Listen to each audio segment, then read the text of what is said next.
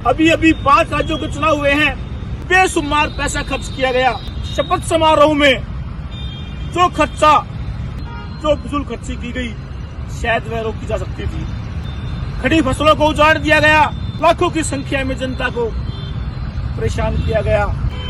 न जाने कितने सौ करोड़ रुपए इन 500 शपथ समारोह में जनता की गाड़ी कमाई के खर्च किए गए। ऐसी कोई पार्टी नहीं है जो ये घोषणा करे कि हम पूर्व विधायक, पूर्व सांसदों के सभी भत्ते और पेंशन बंद कर देंगे। आज से 5 दिन पहले 23 मार्च शहीद दिवस के अवसर पर इस स्थान पर राजनीतिकों के, समाज सेवियों के मेले लगे थे। एक संदेश दिया गया था देशभक्ति का। सभी राजनीतिक पार्टियों ने, सभी ने शहीद दिवस पर आकर अपने आप को देशभक्त बताया, या आकर क्या तो नमन करना काफी था। इस स्थान पर राजनीतिकों के, समाज सेवियों के मेले लगे थे। शहीद दिवस पर शहीदों को याद करके एक संदेश दिया गया था देशभक्ति का।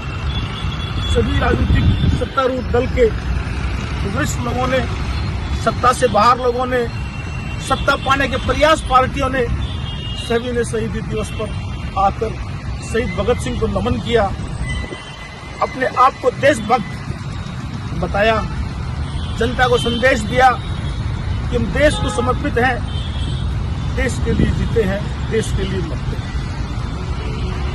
क्या शहीद दिवस के अवसर पर सभी राजनीतिक दलों का या आकर शहीद भगत सिंह की प्रतिमा को नमन करना काफी था?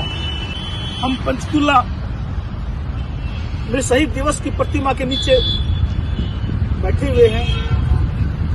हमारे दिमाग में आया कि शहीद दिवस पर पूरा देश शहीदों को याद करता है, पार्टियां शहीदों को याद करती हैं, सत्ता से बाहर विपक्ष की पार्टियां भी शहीद भगत सिंह को, शहीदों को याद करते हैं। क्या ये काफी है? क्या हमने आकलन किया है इतना करने से देश शहीदों के सपनों का भारत बन पाएगा? आज चर्चा करते हैं शहीदों के सपनों का भारत कैसे बनेगा। कुछ बिंदु है जो शहीदों के सपनों का भारत बनाने के लिए जरूरी है। क्या सरकारें उस पर काम कर रही हैं?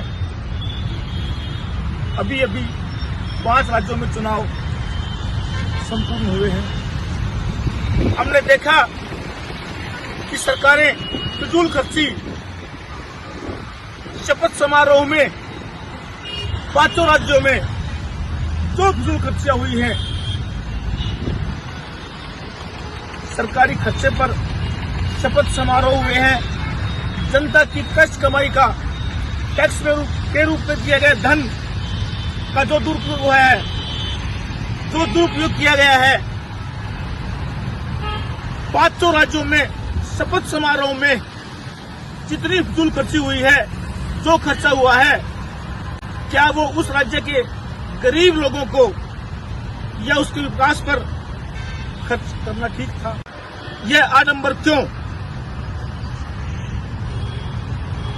सरकारें 75 साल के इतिहास में, आजादी के 75 साल बाद भी सरकारें देश के लिए सोचती तो है, लेकिन जो शहीदों के सपनों का भारत होना चाहिए था, क्या हम बना पाए? या हमारे द्वारा चुनी गई सरकारें उस दिशा में काम कर रही हैं? शायद यह प्रयास काफी नहीं है। सरकारों को सोचना होगा, फिजूल खर्चियां बंद करनी होगी, जनता की कष्ट कमाई, गाड़ी कमाई का इस तरह फिजूल में खर्च करना रोकना होगा। शहीदों की कुर्बानी को सत्ता पाने के लिए, सत्ता में बने रहने के लिए उपयोग ठीक नहीं है। यह शहीदों को सच्ची श्रद्धांजलि नहीं है। इस देश में राजनीति सबसे हावी है। एक बार कोई व्यक्ति राजनीति में आया, गलती से चुन लिया गया विधायक सांसद, उसकी संपत्ति का आकलन किया जाना चाहिए। उसकी 7 पीढ़ी जनता के पैसे पर ऐश करती है, ऐश लूटती है, यह गलत है। पूर्व विधायक, पूर्व सांसदों को इतने भत्ते क्यों, जबकि एक सरकारी कर्मचारी पूरा जीवन मेहनत करता है, उसको पेंशन और भत्ते नहीं मिलते। नेताओं को क्यों? सरकार को सोचना होगा। अगर शहीदों को सच्ची श्रद्धांजलि देनी है तो ये आडंबर तो कुर्बानी को, शहीदों की कुर्बानी को सत्ता पाने के लिए, सत्ता में बने रहने के लिए ये ढोंग आडंबर छोड़ने होंगे। शहीद दिवस हो, कोई भी कार्य हो, बाहरी लावा लश्कर, बाहरी सिक्योरिटी फोर्सेस ये कहे कि सारा का सारा प्रशासन पूरे प्रदेश की ताकत लगाकर उस कार्यक्रम को किया जाता है, तो जनता और देश में एक संदेश दिया जाता है कि सरकारें देशभक्त हैं, राष्ट्र के लिए सोचती हैं। आज से 4 दिन पहले पंचकुला सेक्टर 11-15 के चौक पर, शहीद भगत सिंह चौक पर भी ऐसा ही कुछ देखने को मिला था।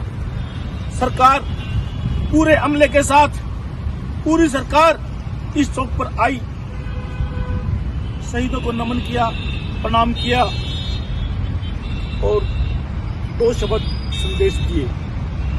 पक्ष की पार्टियां भी, सामाजिक कार्यकर्ता भी, सत्ता से बाहर पार्टियां भी, ये कहें सत्ता पाने के प्रयास में पार्टियां भी इस चौक पर आई। उन्होंने भी फोटो खिंचवाए, फेसबुक पर, अखबारों में, चैनलों पर डाले और अपने आप को देशभक्त, राष्ट्रभक्त साबित करने का एक प्रयास किया। यहां तक तो ठीक है, अच्छी बात है, जैसा हम संदेश देंगे जनता में एक अच्छा जाएगा। लेकिन क्या हमने आकलन किया? हम इन शहीदों के सपनों का भारत या उस दिशा में हम कार्य कर रहे हैं? शायद नहीं, प्रयास काफी नहीं है।